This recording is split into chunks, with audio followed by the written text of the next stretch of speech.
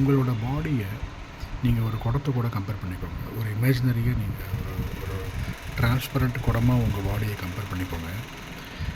அந்த குடத்துக்குள்ளே தண்ணி இருக்குது, ஏற்கனவே தண்ணி வந்து நிரப்பப்பட்டிருக்கு. அந்த தண்ணிக்குள்ளே நீங்கள் இருக்கீங்கன்னு வச்சுக்கோங்களேன். இப்போது நீங்கள் அந்த தண்ணிக்குள்ளே இருந்துட்டு நீங்கள் வெளியில் பார்க்குற எல்லா விஷயங்களுமே பார்த்தீங்கன்னா அந்த வாட்டர் மூலமாக தான் நீங்கள் பார்ப்பீங்க. ஸோ நீங்கள் பார்க்குற எல்லா காட்சியுமே அந்த தண்ணியினுடைய தன்மையோடு தான் நீங்கள் பார்க்க முடியும்.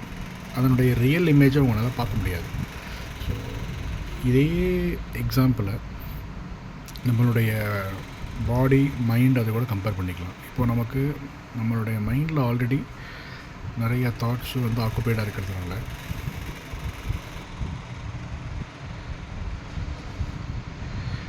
நம்மளுடைய மைண்டில் ஆல்ரெடி நிறைய தாட்ஸ் வந்து ஆக்குபைட் ஆகி எல்லாமே இருக்குது ஏற்கனவே. ஸோ இந்த தாட்ஸ் எல்லாமே இருக்கிறதுனால தான் நீங்கள் இப்போ ப்ரெசண்ட்டாக இருக்கிற ஒரு கேரக்டராக நம்ம இருக்கோம். இப்போ இந்த கேரக்டரோட நம்ம வெளியில் பார்க்குற எல்லா விஷயங்களும் பார்த்திங்கன்னா நம்ம மைண்டில் ஆல்ரெடி என்ன தாட் இருக்கோ அதனுடைய ஒரு ரிஃப்ளெக்ஷனாக தான் நமக்கு தெரியும். வேறு நம்ம பார்க்குற விஷயத்தினுடைய உண்மையான தன்மையை நம்ம பார்க்க முடியாது. ஸோ இதுக்கு என்ன வழின்னா, நான் முதல்ல ஒரு இமேஜினரி விஷயம் சொன்னேன் இல்லையா, நம்ம குடம்னு சொல்லிட்டு, அந்த குடத்துக்குள்ளே இருக்கிற தண்ணியை முதல்ல நம்ம வெளியில் ஊற்றிடணும். ஸோ அதை நம்ம பண்ணினோன்னா தான் நம்ம ஒரு எம்டி குடமாக நம்ம இருப்போம். ஸோ அந்த இருக்கும்போது நீங்கள் பார்த்தீங்கன்னா எந்த விஷயம் பார்த்தாலும் அதனுடைய உண்மைத்தன்மை நமக்கு தெரிய வரும்.